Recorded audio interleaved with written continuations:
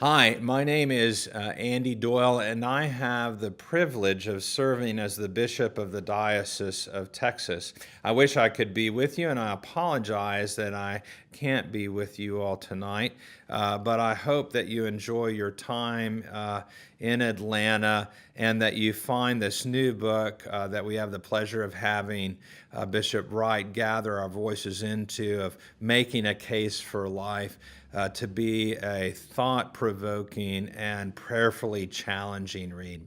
In our own Diocese of Texas, we had a particular experience in which one of our clergy families, the Himbasibwe family, was brutally murdered by their son. And what was amazing about that was immediately we were confronted with an opportunity to make our voice heard as the Episcopal Church in the midst of a very difficult situation. And one of the things that was simply a moment of grace and powerful ministry was to watch in the midst of our own grief and suffering at the news of a lost brother and sister and a child that at the hands of their own son, that our people came together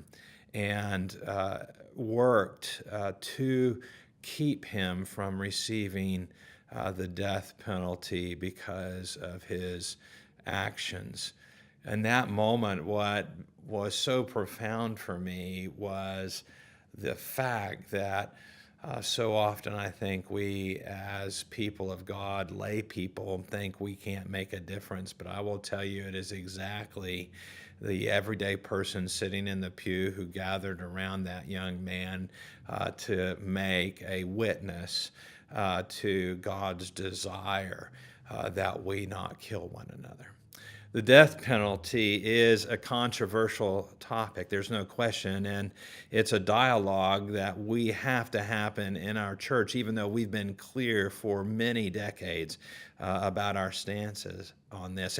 As followers of Christ, it's our moral obligation to be informed and to open ourselves to these very difficult conversations in the church and outside.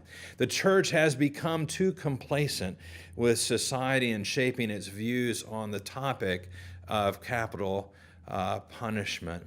Tiomir Kukolika reminds us that the gospel calls upon Christians to be informed by the character of Jesus and to realize that no matter how horrendous a crime one may have committed, legalized killing is not the way of Jesus.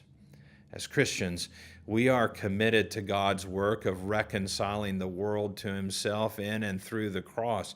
If we choose to stay silent about the death penalty, we are turning our back on the ultimate sacrifice that Christ made for us and that God invites us to make for one another. The task of Christian discipleship is to speak out about the reconciling work of the cross, allowing it to redefine our view of citizenship in the world.